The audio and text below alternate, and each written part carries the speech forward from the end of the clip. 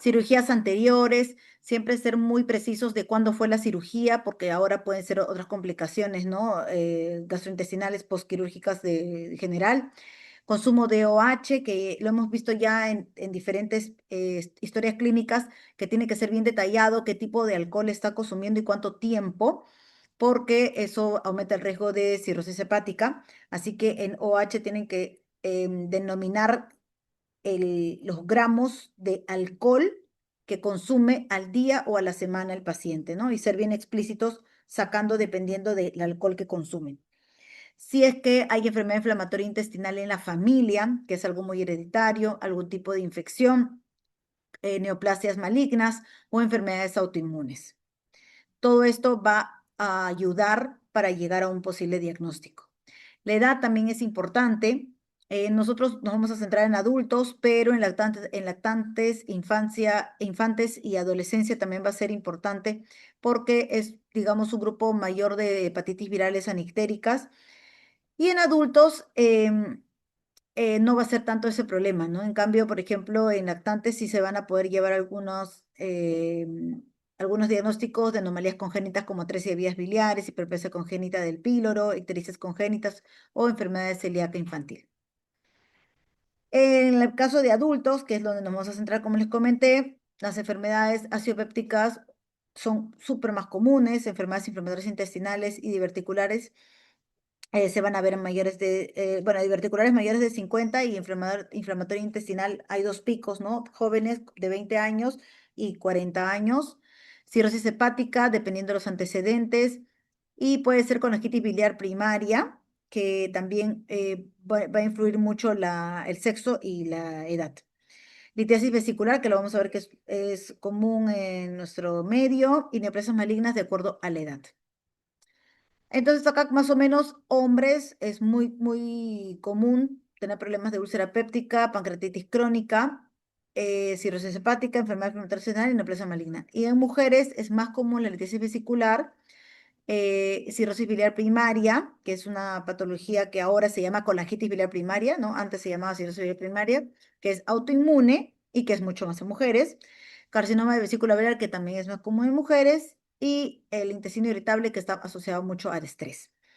En ocupación es importante definir, ¿no? A qué se dedica este paciente, efectivamente, porque ya hemos visto, ¿no? Hepatitis viral B, C, de repente en pacientes que son trabajadores con agujas, como enfermeras, y en el caso de leptospira y datidosis, están muy pendientes de que si hay ratas en el medio o de que si hay ovinos. El hepatocarcinoma, porque está asociado mucho a la parte de cirrosis, ¿no? El 90% de los hepatocarcinomas se ven en pacientes cirróticos y los cirróticos usualmente están mucho al consumo del alcohol. ¿Y qué profesiones están muy frecuentes al alcohol? Por ejemplo, ser barman, ser albañil, son trabajos que llaman, ¿no? Obviamente no todos, pero hay que sospechar. Lugar de procedencia por lo de los parásitos que comentábamos o también porque hay muchas hepatitis viral, por ejemplo, C en la selva y B en la sierra central, Huancavelica, Huánuco. Y la fiebre amarilla también por la selva. En hábitos, como hemos comentado, tienen que ser bien explícitos de cuánto toma de gramos de alcohol y porque esto va a estar asociado no solamente a patopatías alcohólicas, sino también a lesiones agudas de la mucosa gástrica. También a pancreatitis aguda en solamente menos del 10% de los pacientes y en la pancreatitis crónica, que sí supera más del 80% de los pacientes con pancreatitis crónica, es por alcohol. Dentro de los fármacos, es importante determinar cuánto tiempo se usó porque muchas veces puede haber una hipersensibilidad a lo que nosotros llamamos injuria hepática inducida por drogas o hierbas. Entonces ahí es bien, bien importante que le pregunten, ¿y ha estado tomando últimamente algo? Ah, sí, me empezó a doler la barriguita y empecé a tomar café de Ganoderma. No sé, empecé a tomar cúrcuma, empecé a inyectarme vitamina C, ¿no? Que ha estado súper de moda después del COVID. Entonces, todos esos fármacos, todas esas hierbas, todo eso pueden influir tanto en daño hepático tanto hierbas como medicamentos. Dentro de los antecedentes patológicos, como les comenté, siempre poner el año de intervención quirúrgica, de que si es que hubo alguna complicación, ejemplo clásico, apendicectomía. Fue una apendicectomía laparoscópica o abierta. em, Se le hicieron en dónde, qué fecha, hace 5 años y todo eso. ¿Por qué? Porque si ha tenido laparoscópica, tiene menos riesgo de hacer bridas y adherencias. Si ha tenido abiertas, más operaciones abiertas, es más riesgo de hacer bridas y adherencias posteriormente. Parasitosis intestinal, enfermedades e infecciones sistémicas y endocrinas metabólicas. Y en antecedentes familiares, todos estos también influyen mucho en la posibilidad de que el paciente desarrolle, ¿no? En cuanto a la sintomatología, estos son los síntomas más frecuentes por lo que va a venir el paciente. Así como de repente cuando hemos hecho el módulo de respiratorio, uy, el síntoma principal de repente era la tos, era la disnea. En cardio, de repente era el dolor torácico. Era acá lo más común es dolor abdominal. En segundo, tercer puesto va todo lo que es náuseas, vómitos, dificultad para pasar los alimentos, que es la disfagia, la pirosis, que es que uno siente que sube el ácido, la regurgitación, ¿no? Que siente que uno sube, pero comida sin haber sido precedida de náuseas, aerofagia, ¿no? Que no siente que come el aire. Diarrea, estreñimiento también son súper comunes en la consulta. Distensión abdominal. Por favor, cuando venga el paciente, no me digan, paciente refiere hinchazón de abdomen, ¿no? Eso ya de repente cada uno en su sede lo ha visto, ¿no? Puede ser distensión abdominal, aumento de volumen. Ictericia, que también está increciendo este síntoma, este signo. Y hemorragia digestiva, que es la causa de las emergencias más comunes gastroenterológicas. Ya va a ser redundante decirlo, Alicia, siempre que tengan un dolor abdominal tiene que estar muy bien descrito, es muy importante cómo fue el inicio, si fue brusco, insidioso, la localización, vamos a ver cómo se dividen los cuadrantes ahora, irradiación, ¿no? Por ejemplo, la pancreatitis tiene una típica irradiación en cintura, en cinturón. La intensidad, ¿no? Un cólico vesicular no te va a dar la misma intensidad que una pancreatitis. El tipo de dolor, si es que es cólico, si es que es tipo hincada, si es que es tipo ardor, si es que es tipo gravitativo, ¿no? Que significa que como que pesa, algo que, que siente que uno le lleva hacia adelante por el peso. La duración y factores agravantes o atenuantes como posición antálgicas, ¿no? Ay, sí, cuando me coloco así como feto se me pasa el dolor, o de repente si es que tomó alguna medicina para atenuar. Las náuseas, es importante que ustedes describan cuántas, o sea, si el vómito ha sido precedido de náuseas, porque no siempre es precedido de náuseas. Y cuando refieran vómito, lamentablemente también tienen que ser súper, súper precisos con la cantidad, volumen, o sea, cuántas veces y volumen y presentación, si ha sido precoz o tardía. ¿Por qué? Porque aunque no lo crean, eso también nos puede llevar a un posible diagnóstico. Por ejemplo, los vómitos retencionistas son vómitos que yo comí hoy día ají de gallina y lo vomito dentro de 3 días, porque se va almacenando, almacenando en el pobre estómago. El paciente no, ya no quiere más, mañana otra vez come arroz con pollo, todo eso, y en 3 días vomita todo. Es diferente a que yo vomite lo que he comido ahorita, vomite lo que he comido hace unas horas, ¿no? A eso se refiere con presentación precoz o tardía. Si tiene relación con los alimentos o medicamentos y si tiene caracteres organolépticos, como por ejemplo que la despierta de noche. Muy bien, entonces acá hemos visto que uno de los síntomas más frecuentes también es la disfagia, y la disfagia lo primero que tienen que preguntar es dónde se le atraca la comida, arriba o abajo, justo antes de pasarlo en la parte orofaringia, que es lo que llamamos presofágica, o baja, que es en la parte del tórax. Las altas, que son normalmente orofaringias, tienen a veces algunos síntomas asociados como, como tos o regurgitación nasal, y está también incluido la aspiración traqueal. En cambio, las esofágicas no, normalmente son disfagias progresivas constantes que normalmente inician con sólidos y luego pasa para blandos y a líquidos.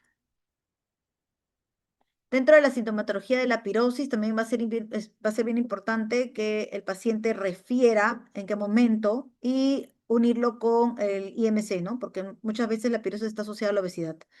Regurgitación, como ya comenté, que la comida asciende, pero sin haber estado precedido de náuseas, así que es bien importante preguntar ese detalle. Y aerofagia, que uno siente que comer y se llena absolutamente de gases. El estreñimiento, la diarrea, el estreñimiento también es la segunda causa más frecuente de la consulta en gastroenterología, después de gastritis y todos los dolores abdominales, tipo ardor, ¿no? Tipo dispepsia. Y las características de las heces van a ser bien importantes. Nosotros vamos a usar la escala de Bristol, que ya de repente poco en la clase de estreñimiento la van a ir viendo, pero acá es más importante porque los pacientes a veces no te dicen, no, yo soy estreñido. Tú tienes que preguntarle, ¿cuántas veces haces al día? Ah, no, hago a la semana una vez. Ay, caramba, para ellos es tan normal hacer así que no consideran que eso es estreñimiento. Y ustedes de repente con la figurita le pueden mostrar, ¿no? La escala de Bristol y decirle cómo son tus heces. A veces va a venir con estrías de sangre o a veces mezcladas con sangre. Eso va a ser bien importante también que te lo describa el paciente. O si está mezclada con moco o si son negras, ¿no? Si hay diarrea, también hay unas características que nos llaman. También hay otra clase de diarrea. Esto solamente el panorama general. Si es de intestino delgado, de intestino grueso, ¿no? Por ejemplo, si tiene moco o si es muy acuosa. La distensión abdominal también es súper frecuente, la vamos a asociar bastante con dispepsia. La ictericia, también hay otra clase totalmente ictericia, pero es bien importante que desde ahora, si mañana empiezan a hacer historias, ser muy insidioso con la forma de inicio, si fue brusca, si fue intermitente. Por ejemplo, los cánceres de páncreas son muy típicos que la ictericia sea intermitente. Duración, de repente ya desde hace años y es intermitente, desde hace 2 semanas, desde hace un mes y la coloración va cambiando. Si es que más tiene un tinte rubínico, si tiene más bien verdínico, eso también va a depender si es colestásica o no, y va a depender del tiempo. La hemorragia digestiva alta o baja. Como les dije, la emergencia más común. Hematemesis es vomitar sangre. El diagnóstico diferencial es la hemoptisis. Así que tienen que ser muy insidiosos en preguntar si es que ha estado asociada a tos o si es que ha estado combinada con comida quizás. Si es que es rojo rutilante o si es que ha sido negro. Melena son las heces negras, malolientes y de consistencia blanda, pegajosa. Las rectorragias son rojo rutilante.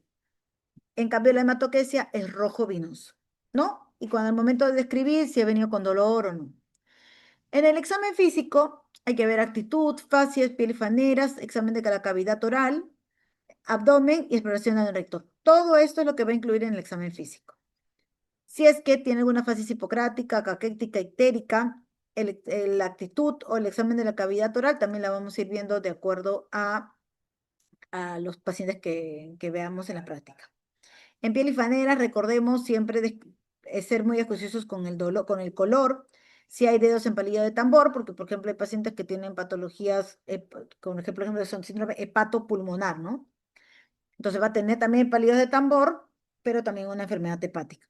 Si hay vello axilar pubiano disminuido, eso va más para los pacientes hepatópatas, pigmentación de los labios, para enfermedades de repente congénitas. Si hay edemas, hasta dónde están los edemas, si hay telangiectasias en tórax o en abdomen, cuántas telangiectasias, si son múltiples o una no tiene ninguna relevancia, pero más de tres sí, tres a más. Hemorragias cutáneas, santelasmas, que son estas lesiones medias amarillentas que aparecen usualmente cerca de los párpados y que están asociadas normalmente a enfermedades autoinmunes colestásicas como la colangitis biliar primaria. En abdomen, justo vamos a ver ahora. Ya, esta es mi primera pregunta del Class Point. No sé, ¿ustedes tienen acceso a poder entrar? No, doctora, el código no funciona, no funciona el código. Ya, entonces me mandas lo de la asistencia Del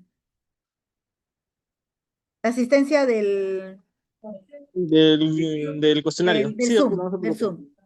Ah, Estoy Zoom. viendo, ¿ah? Que sí. Ah, bueno, no sé, ¿de qué cuestionario? Ya, de un Google Forms me refería para tomar asistencia de los chicos. Ah, ya, perfecto, lo máximo.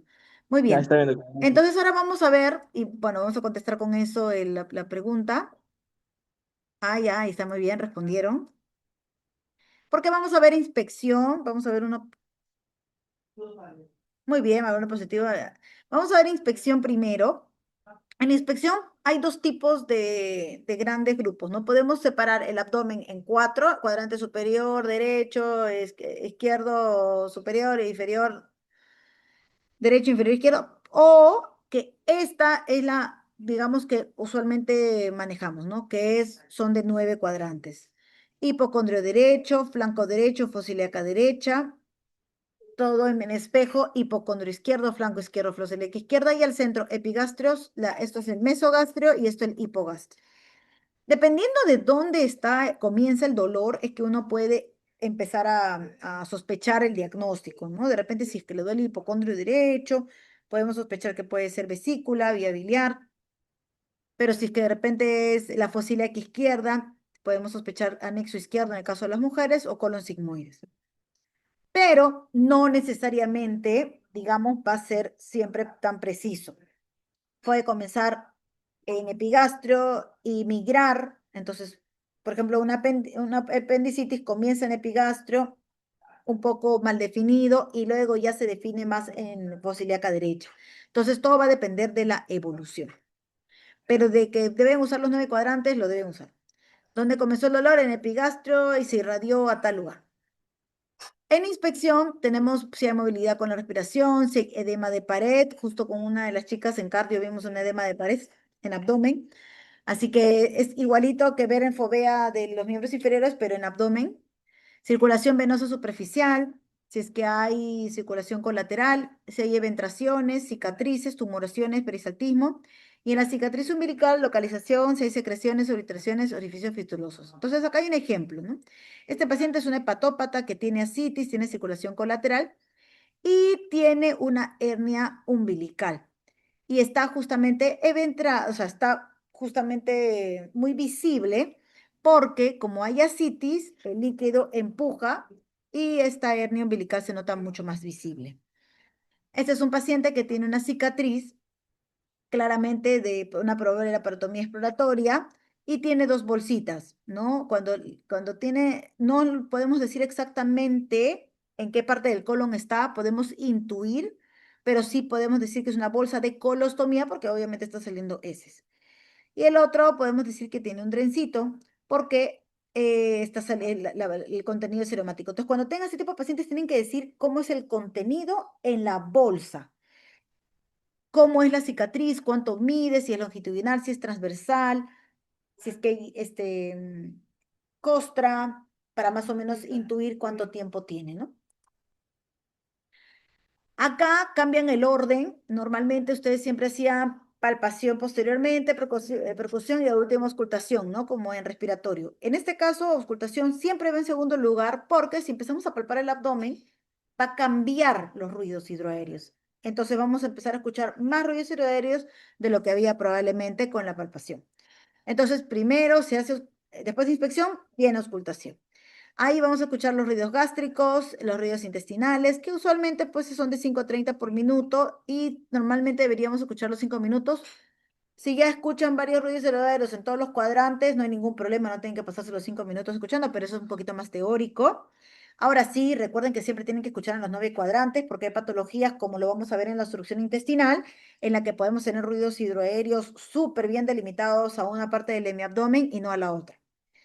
Dentro de los ruidos arteriales tenemos la evaluación del latido aórtico, renal, hepático y esplénico y ruidos venosos, que eso lo vamos a ver en la práctica, pero que básicamente es en pacientes delgados, porque en pacientes gorditos es muy difícil. Entonces, acá es un ejemplo de cómo ustedes siempre tienen que examinar por el lado derecho. Vamos a alguna vez unas excepciones en la palpación de vaso, en la que sí se tiene que examinar por el lado izquierdo, pero usualmente por el lado derecho. Y se hace una leve presión para poder, si es que no escuchamos en la manera bastante superficial, podemos hacer una leve presión, pero que no interrumpa pues la audición, ¿no? El número 3 vendría a ser la palpación. Ahí es donde tenemos que ver el estado de la pared y de las vísceras, la sensibilidad, tensión y orificios. En tensión abdominal, ¿a qué me refiero? Siempre van a tener dos tipos de palpación, superficial y profunda. En la superficial básicamente es para ver si el abdomen está en tabla, si el abdomen no está blando. ¿Por qué? Porque hay patologías, por ejemplo, una apendicitis, pero ya complicada con peritonitis. Uno palpa el abdomen y va a ver que la mano no va a poder descender. ¿Por qué? Porque está duro todo. ¿Por qué? Porque ya se perforó, ya hay líquido por todas partes y ha irritado todo. Entonces, esa tensión abdominal es la que primero tienen que ver con la superficial. A ver, todo está hablando, perfecto. Y luego en la profunda, ya pueden hacerlo de manera bimanual o monomanual, pero con un poquito más de presión, y poder buscar las lesiones, o poder buscar masas, o para hacer la palpación de hígado o de vaso, ¿no? En la superficial no vamos a poder palpar hígado, solamente es para ver tensión superficial, tensión abdominal. Los orificios, como habíamos visto, si hay sacos herniarios, los sacos herniarios recuerden que no se examinan echados, se examinan parados porque obviamente echados no hay presión. Puedes hacerlo pujar para poder evidenciarlo mejor, pero parados es la mejor manera de poder evidenciar. Esta es una maniobra que hacemos también para, si es que empezamos a sentir, ok, en la palpación superficial vemos que no, hay algo, no está muy blando, pero no palpo nada raro, de repente el paciente está muy nervioso, podemos doblar las rodillas para que el paciente, digamos, no haga tanta tensión en el abdomen y podamos palpar mejor. Entonces acá vamos a poder hacer, bueno, la mano escultora, eso se refiere, ¿no? Mano del esfuerzo para poder, de manera bimanual, la tensión abdominal que le hemos, el besuqueo gástrico es tratar de mover digamos, la cámara gástrica, haciendo el basuqueo, o sea, haciendo que vaya de un lado para otro como una botella de agua, digamos. Hay que ver si hay dolor con la descompresión. Si hay dolor con la descompresión, es un signo clásico de irritación peritoneal. Vamos a ver puntos dolorosos y hernias y eventraciones. Acá, por ejemplo, hay maniobras en la cual, como les comentaba, por ejemplo, en esta de Galambos, la mano izquierda con los dedos en garra y presiona y atrae desde aproximadamente 10 centímetros de la pared abdominal. Esta maniobra normalmente ayuda también a relajar en casos de que no se pueda palpar bien. Y la de Obrastop, la eminencia tenar, que es la parte de acá. Ay, un ratito, vamos a poner el puntero. Esta región tenar y el pulgar de la mano izquierda deprime la pared e inmediatamente abajo y a la izquierda del ombligo para relajar la fosa ilíaca derecha, ¿no? En casos de que el paciente, como les comentaba, no se deje examinar y que la causa obviamente no sea por una patología, ¿no? Entonces, acá tenemos algunos puntos, ¿no? Como muy bien contestaron algunos de ustedes, el punto de McBurney, que es clásico en apendicitis. Me parece que tiene una clase de dolor abdominal concretamente, pero les repito que acá se divide desde la zona umbilical hasta la cresta ilíaca superior en tres tercios y entre la unión de los dos tercios internos con el tercio externo, ese es el punto de McBurney. Ahora, ¿es siempre de apendicitis? No, a veces también puede ser de algún anexo, como en el caso de las mujeres, pero digamos que es un punto muy clásico de apendicitis y sí, tienen que descartarlo, aparte de cómo ha sido la historia del dolor. Por ejemplo, la colecistitis tiene un punto también que justamente está en el hipocondrio derecho, que es el punto de Murphy, que es el signo de Murphy, que también lo van a ver en la parte del dolor abdominal, pero que normalmente uno hace respirar al paciente y el momento que está en la inspiración, hace la maniobra para poder ver si es que el paciente deja de respirar por el dolor. Muy bien, acá por ejemplo el punto de McBurney izquierdo, pero que normalmente obviamente no va a ser para apendicitis, sino para diverticulitis. Y como número 4 viene la percusión. Dentro de la percusión está el timpanismo, matidez, si es que está fijo, desplazable, sumate y meteorismo. ¿Qué es lo que tenemos que hacer en percusión? Básicamente hay varias cositas. Una, que simplemente percutir un paciente. Ok, vamos a encontrar. ¿Cómo vamos a encontrar? Vamos a encontrar timpanismo. ¿Por qué? Porque está lleno de aire. Está lleno de aire el estómago, está lleno de aire los intestinos. Timpanismo es el espacio de Traube, que lo vamos a ver a continuación en la parte de vaso. Matidez desplazable, que básicamente, bueno, acá está. La matidez normalmente vamos a encontrarla así en caso de líquido y así en caso de embarazo o globos vesicales o tumores. ¿A qué me refiero? Empiezo a percutir, eso también necesito que lo hagan con sus docentes en la clase, ¿no? En la clase práctica. Empiezan a percutir en esta manera. Y van a encontrar timpánico, timpánico, timpánico, timpánico, timpánico, y acá mate, mate, mate, mate. Igualito acá. Timpánico, timpánico, mate, mate, mate. Entonces, ¿qué quiere decir eso? Que hay matidez acá. Entonces, ¿qué hace uno en la matidez desplazable? Gira al paciente de cúbito lateral izquierdo y percute nuevamente. Y al momento de percutir, vamos a percutir así. ¿Y cómo vamos a encontrar que la matidez se movió. ¿Por qué? Porque el agua se movió. Entonces, la misma vamos a percutir así, porque va a estar de cúbito lateral izquierdo. ¿Y cómo va a estar el agua? También de esta manera, pero hacia el lado que está a la cama. Esa es la matidez desplazable. La matidez fija va a ser de tumores, porque obviamente como no es agua no se va a desplazar. Y el signo de acá está, la matidez desplazable, acá está justamente de cúbito lateral izquierdo y vamos a percutir de esta manera y cómo va a ser la curva también, ¿no? Y la maniobra de onda cítica, que efectivamente pongo una mano en el flanco, la otra mano en el otro flanco, ¿no? Puede ser derecho, izquierdo, no hay problema, y hago unos pequeños toques, y lo que vamos a sentir es como oleadas, por eso se llama onda cítica o signo de la oleada. Hay la misma maniobra, pero con una variante que otra persona pone la mano de esta manera, ¿no? Perpendicular a la pared abdominal, al centro, para que la onda choque con esa pared y sea un poco más fuerte. Pero la podemos hacer solos también. Quito el puntero. Muy bien. Y acá viene en cuanto a la parte de cuál es el spam hepático normal, porque vamos a ver exploración de vasos e hígado, de vaso e hígado. En la parte del hígado va a ser importante ver forma, volumen, si está aumentado, si hay consistencia pétrea, pero le soy bien sincera, va a ser un poco difícil. Al principio, lo único que voy a necesitar que palpen es reborde costal. Y el reborde costal, de acuerdo más abdómenes que ustedes palpen, van a poder diferenciar si es que es pétreo o no. Hay diferentes maniobras para poder palpar hígado. Esta, por ejemplo, es la monomanual de hígado, que es la más fácil y la que, por ejemplo, yo en particular uso, que comienzas a palpar en fosa ilíaca derecha y vas ascendiendo. Haces inspirar al paciente, vas a expirar al paciente y al momento de expirar, de inspirar, el tórax se va a ampliar y va a empujar el hígado hacia abajo y ahí es donde... Y luego le haces expirar. Nuevamente haces inspirar y vas ascendiendo hasta encontrar. ¿Por qué les sugiero que comiencen en fosa ilíaca derecha? Porque si el paciente tiene hepatomegalia, o sea, el hígado está aumentando de tamaño, se van a chocar todo el tiempo y no van a poder encontrar el reborde costal, el reborde hepático inferior. Y se van a chocar con el reborde costal y van a decir, ¿dónde está el hígado? En cambio, si comienzan desde abajo, va a haber un punto en el que van a poder chocar. La palpación monomanual, pero también con mano de cuchara. Eso también hay que comenzarlo desde más o menos fosiliaca e ir ascendiendo, pero en cuchara. La maniobra de Chufart, que básicamente no comenzar abajo, sino simplemente hacer inspirar al paciente y hacer una presión mayor. La maniobra de Gilbert, que es bimanual, pero en esta posición, ¿no? Como en B. La maniobra de enganche de Matthew, que es muy parecida a esta en B, pero se engancha, por eso se llama enganche de Matthew.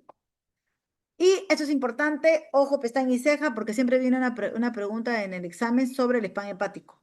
¿Por qué? Porque nunca me lo hacen bien. Normalmente, cuando uno empieza a percutir, el spam hepático se hace con la percusión. Comienzas a percutir, percutir, percutir, ¿y qué vas a encontrar? Aire, porque va a ser eh, pulmón. Y va a haber llegar a un punto, como en este caso, que es aproximadamente entre la quinta y sexta costilla, en el que ya vas a empezar a escuchar submate. ¿Por qué? Porque justo va a haber esta parte. Y luego mate, mate, mate, mate.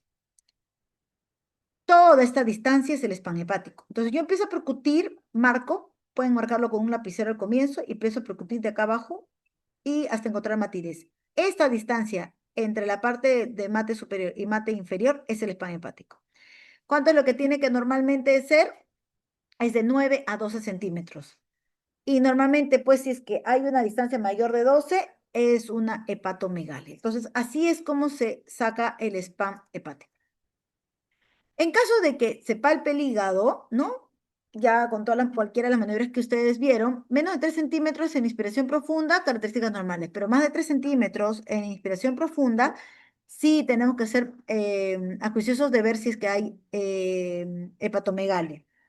Si es que hay hepatomegalia, hay que ver si es que está localizada y buscar si es que puede haber algún cáncer o quiste o absceso. Si es que es difusa, vamos a poder encontrar, por ejemplo, de repente, si es que hay hígado graso o en caso de la cirrosis al comienzo, porque después la cirrosis, ¿no? Disminuye el tamaño del hígado. Si es que es doloroso, de repente puede haber por congestión, por una insuficiencia cardíaca derecha. ver si hay los bordes romos o filosos, y la superficie si es irregular o lisa, porque a veces se pueden palpar tumoración. En caso del vaso, hay bastantes técnicas también, y también hay percusión. En esta palpación, sí, porque ya estamos terminando. En esta palpación, como les comentaba, muchas veces podemos ayudarnos de los dos brazos o irnos al lado izquierdo. Si nos ayudamos de los dos bracitos, en este caso haciendo una pequeña presión de la parte posterior lumbar para poder traer hacia adelante, digamos, un poquito el vaso. Normalmente el vaso crece de manera oblicua. Así que cuando comencemos a tocar vaso, también tenemos que comenzar en fosilaca derecha y ascender de manera oblicua para poder palpar la punta del vaso. Ya sea de esta manera, tratando de atraer con el otro brazo, o ya sea simplemente de manera bimanual. En algunos casos podemos poner acá, de costado, que ahora te lo vamos a mostrar en video. Y la percusión, practique, ya han practicado bastante la percusión ustedes. Normalmente, ¿dónde es la ubicación?